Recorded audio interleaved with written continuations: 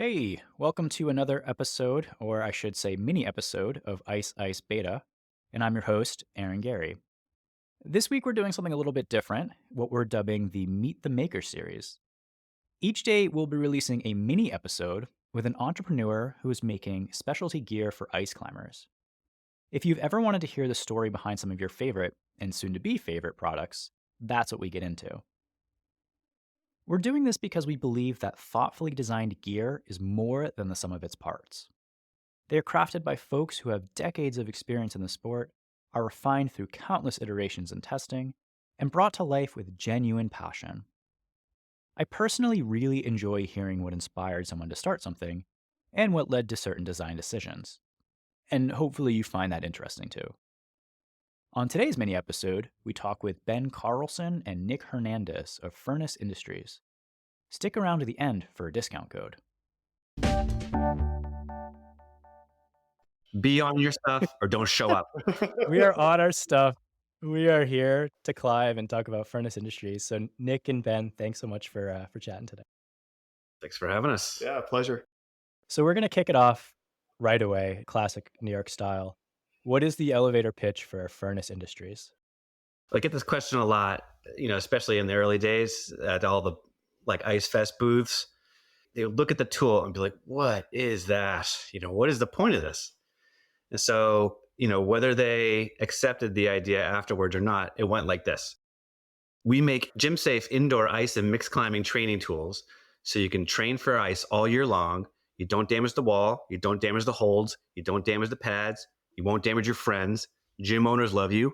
You can train for ice all year long. That was like the elevator pitch. But really what it came down to was like, how do you do this practically in a commercial gym? Let's say you don't have your own home, wall in a garage or whatever, and you want to walk into your gym and say, hey, I want to train sport specifically for ice climbing. How could you possibly do that? You couldn't just bring your tools in, although people have like these specialty events and that's fun, but how could you do it all the time? So I didn't come up with this idea, just so you know. This was not my idea. What happened was I was at my friend's wedding in the UK, actually. It was in Ilkley near Leeds. And my friend's cousin, who was an ice climber, friend of ours, and had come over here to ice climb a couple of times in the Catskills and in the Adirondacks, he handed me these two really rudimentary versions of our dry ice, what became our dry ice tool. It was literally like a cutout of half-inch plywood in the shape of a grip, I'll call it. It wasn't anything specific. It was just this amorphous sort of thing. And bolted to the top of it was the fan belt of a BMW X5. And the only reason that it was that particular fan belt is because my friend only had to buy one to cut it in half and have two straps. So, ice climbers are cheap. The story as old as time, right? So here I am. I was actually part of the wedding party. So here I was with like my tux on, standing on the street corner of this this Yorkshire village, and doing pull-ups on this lamppost. And he's like, do you think these would sell in America? And I said, not like that, they wouldn't. We'd have to develop these. And so we did. And that was in 2011. We actually started selling them in 2013. But that's kind of where it came from. I didn't invent this. My buddy George did, and he has since stepped away from the company. But he's a woodworker, and he's actually doing really, really well, still back in the UK with his family. Why did you feel so strongly about, why did you feel so strongly about taking the product and developing it and then actually continuing with it? Well, there was a point there. I used to work in a gym, and I was pretty strong, but I realized at some point that not only did I not have the drive, but I just didn't care to like establish new routes or like be climbing 514 anytime soon. And so I realized like here was this activity that I loved, and I wanted to kind of give back to it. But how does one give back to climbing? In 2011, I didn't have the opportunity to start a podcast or, whatever. So I really liked ice climbing. So here was an opportunity for me to sort of give back to the climbing community and start a company where I could sell ice climbing tools at a reasonable price, developed by a climber, and then reinvest that back into the ice climbing community. And so that's kind of always kind of how I approached it as far as supporting and developing the community. It was like, hey, I'm not going to, establish some new route, but I can establish this new thing that will help climbers train to be safer. Because that's really the idea here, is that if you're stronger on the ice climb, probably less likely to fall off. So everybody's happy, everybody wins. And you get to train for something that you're passionate about all year long safely. And that's like the real kicker there, is like, we're trying to do this in such a way that even if you dropped a tool, nobody gets hurt. That's not the same, if you drop a real tool in the gym, forget it. There'd be problems. But that the passion really comes from wanting to share something that gave so much to me and just wanted to give back. Can we dive into the sport that's given so much to you? Because from what I read, you've climbed in the Alaskan Range, the Canadian Rockies, the Indian Himalayas, the Alps, Pacific Northwest, et cetera, et cetera, et cetera. Um, yeah, well, like, can you just talk a little bit about like your history in ice climbing and what it means to you? Well, I mean, it means I spent a lot on airfare, is what it means. And I kind of, I thought about that. I thought, it's like you asked this, and I have a couple of gut reactions. One of them is a very cynical, like East Coast quasi bitterness, which is, it doesn't mean anything. You know what I mean? This is just some stupid thing that we do. But at the end of the day, I'm spending a significant amount of time every week doing this. So it's got to have some sort of deeper meaning. So, I have to sort of dig deep, and maybe I'm just not that cerebral a person.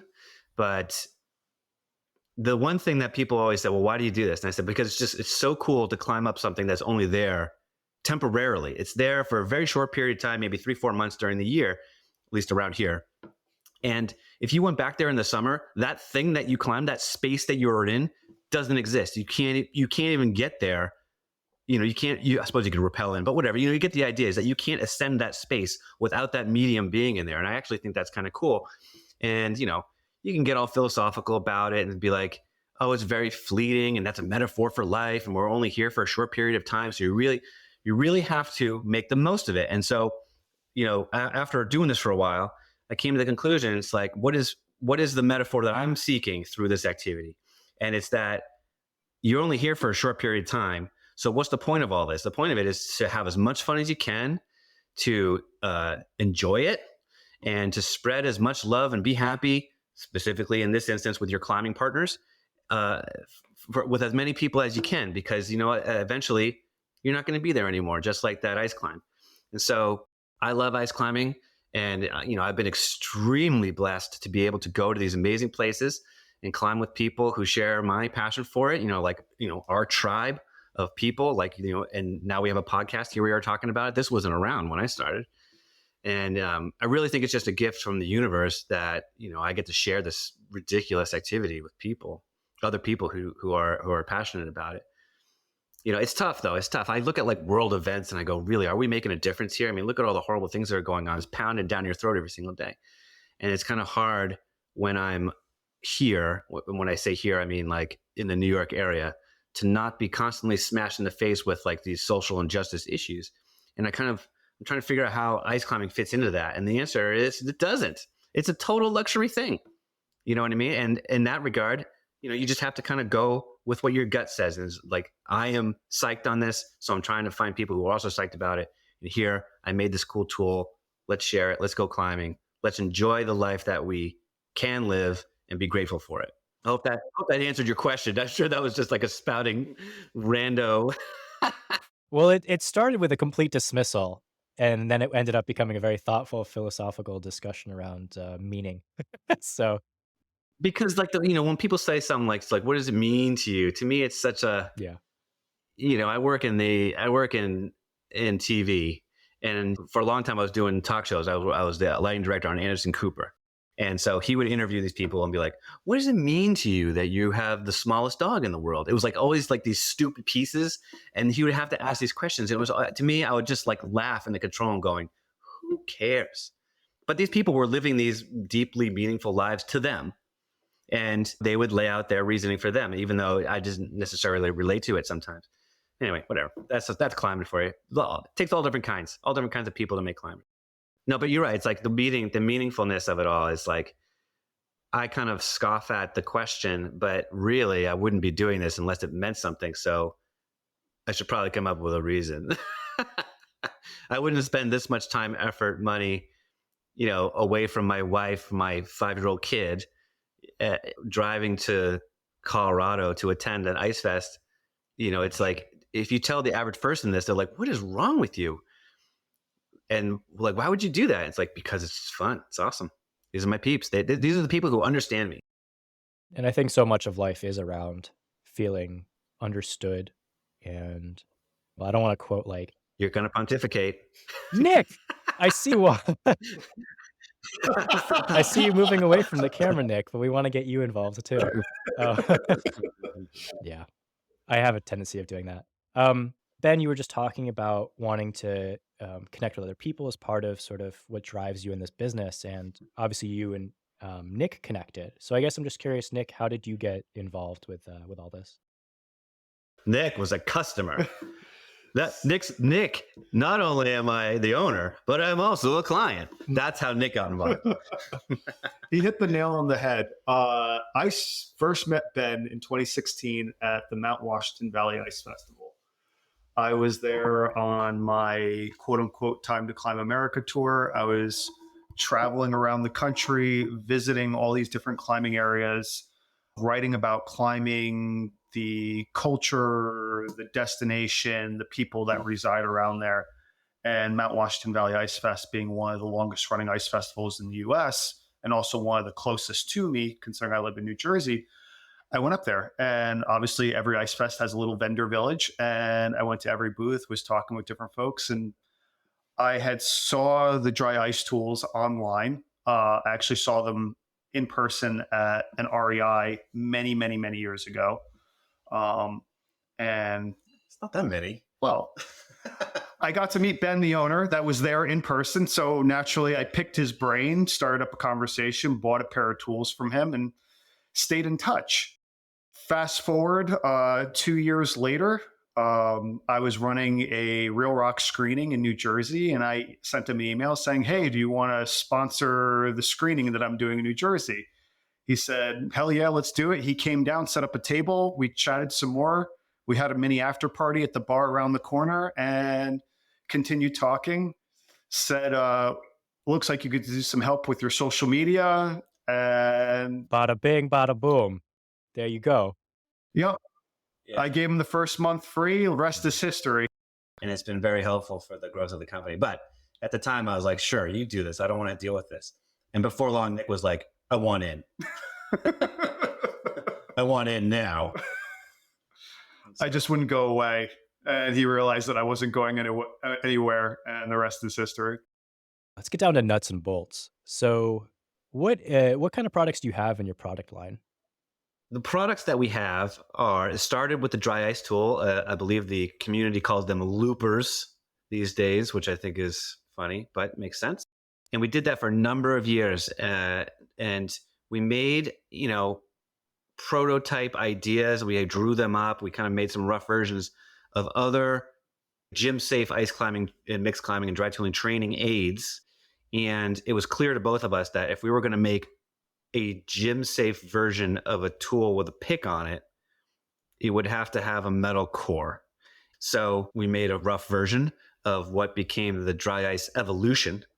And, that design was made, I think it must have been 2014, when the original drawings of that. It was a long time ago. And it developed into something I think is really special. I think it's a tool that a lot of people have said a lot of good things about it, and that, that makes me feel good. But it's the kind of tool that I want to use.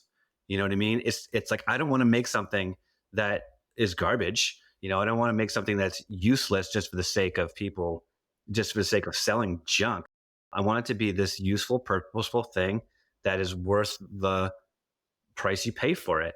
And I can tell you right now, there's a lot of experience that goes into making that tool, not only from the business end of thing and the manufacturing and engineering kind of thing, but just from climbing. Like, how does it feel on the tool? How does your hand feel on the grip?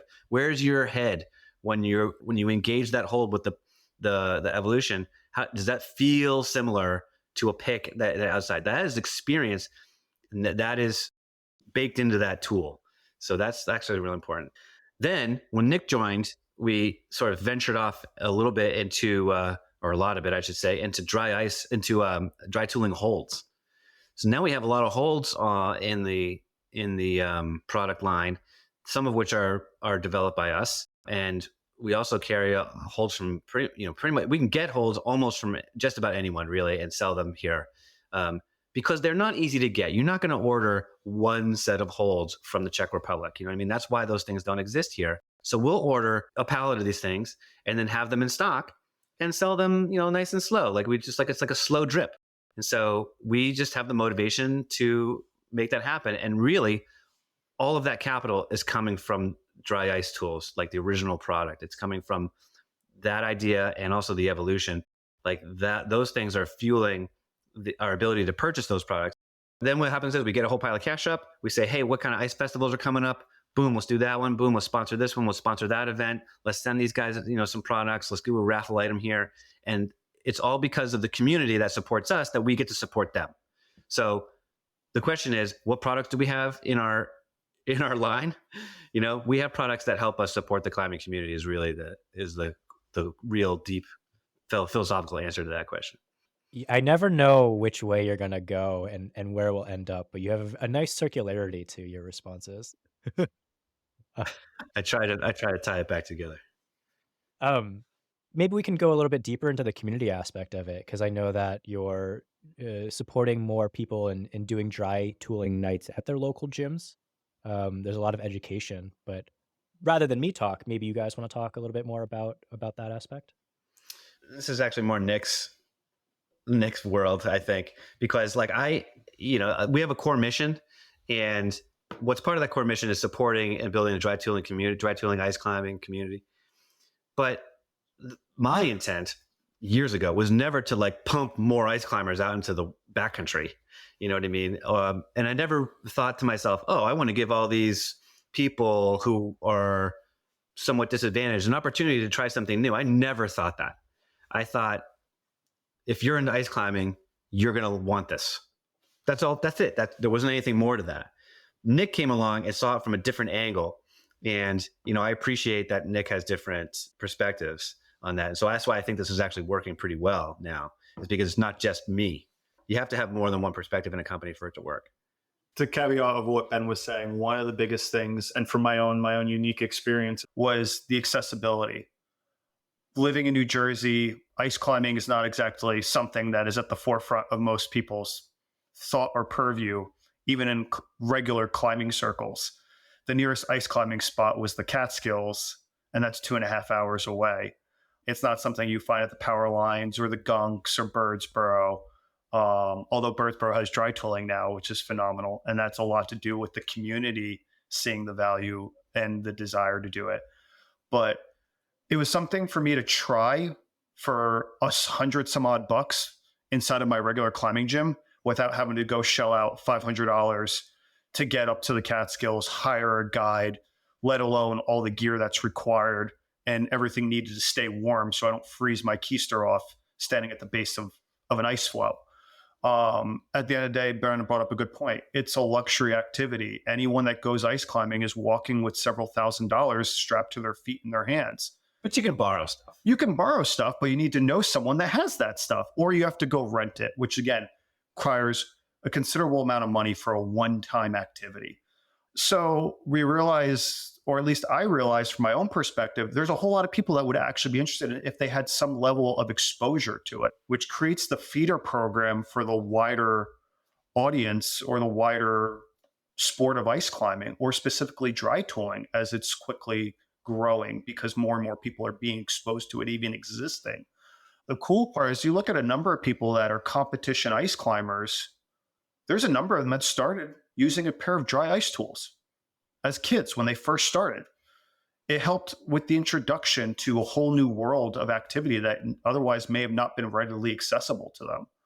So it's cool to think that we have some small part in that trajectory of these world-class climbers now coming onto the arena and competing, representing their countries or their community on a national level. You look at the sport of climbing. Climbing didn't boom because suddenly a bunch of people were interested in it. It boomed because there was an infrastructure that slowly grew and became in place. All these climbing gyms that then created these kids teams that had coaching and this growth program that now you have climbing the Olympics and folks that I saw climbing at the age of 11 and 12 doing V10 that are now on ESPN representing their nation. And that's all started to the birth of a feeder program and an infrastructure in place that gave them the ability to grow and nurture them. We're at that forefront now with ice climbing competition dry tooling, where we are now starting to see companies such as ourselves and others creating training capabilities, creating training infrastructure, working to advocate in their communities to allow this infrastructure to be put in place to create those feeder programs and that development program. And it's going to bear the fruit 3, 5 years, 10 years down the road from now, like we saw in general climbing. So that's kind of what makes me excited about what we're doing in a small part and what it means to give back to the community, supporting the U.S. Ice Climbing Team. This is going to be our 11th year sponsoring the Uray Ice Festival, as an example. Consecutively, even during the pandemic, we were still sponsoring the Ice Fest throughout the entirety of it. But we wouldn't have been able to do that unless people bought our stuff. See what I'm saying? It's like it goes back and forth. As Ben said, we are very much a big advocate for supporting what we stand for. We stand for the ice climbing community, and that means by what we produce as a company, we make it a principal part of our organization to reinvest back into the community and support it, because that's what it means to be a true partner as a company and within an industry, is to actively work with and alongside these entities. Because if people don't sponsor and don't support these ice festivals, they go away. If people don't step up and volunteer to support their local climbing crags, they fall apart. You have infractions, accessibility goes away. So it's not just us, it's everyone that loves this community, loves the sport, needs to take a step up and step in and support. And we're trying to lead that by example. Your core customer, do you think it's more like beginners trying it out in the gym, or is it more like experienced people looking for a training tool? I think that our tools, while squarely aimed at the ice climbing, mixed climbing, dry tooling demo, is actually beneficial to all climbers. Because even if you talk to some of the higher end competition climbers, they say they got to be better climbers when they stopped ice climbing and went bouldering for a while and then brought those skills back to ice climbing. Like Liam, for example, Liam Foster, he was crushing ice climbing, dry tooling. Then he went rock climbing. Now he's taking all those rock climbing skills and bringing them back to dry tooling, crushing even harder. So it go both ways. And I think that that's where the true value in the tools lie. But it's really hard to tell that to somebody who's not into ice climbing because they only think it's cold and painful. Nick has a different perspective. I think there's twofold. As Ben said, regular experienced ice climbers immediately see the value.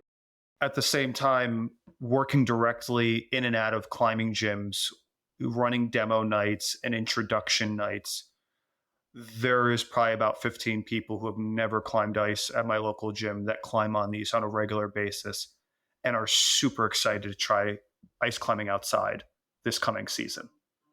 Because it's fun. Well, it's a blast. And this is given them the taste, the introduction, the sampling, as you would say. And I'm going to be climbing with some of these folks and setting up a top rope day of us just hanging out as friends, climbing ice and getting to see how strong they are and how confident they are on top rope, obviously. But it's the first step. No one walks out the door and crushes ice on their first day. We all started from somewhere. So the nice part about it is everyone putting their egos aside, putting their personas aside, and just having fun. Because at the end of the day, none of us are doing this for a living. None of us are sitting on top of podiums, except for a very select few. The regular, everyday Joe Schmo climber is going out to have a good, fun day out with friends. And that's what it means to revert back and remember why we're doing this. We're doing this to have fun, help people have fun, do it safely, be more confident and more prepared to do it, and have a mindset and a mentality of what to expect before they go out so that they can be better prepared to enjoy the activity. And at the end of the day, have a much more enjoyable day doing that which they love with those that they love. Furnace Industries doesn't really do sales, but Ben and Nick are graciously offering a one-time discount of 10% off at furnaceindustries.com. That is furnace-industries.com. The code is ICEICEBETA, all one word, and it expires just before the stroke of midnight on December 21st.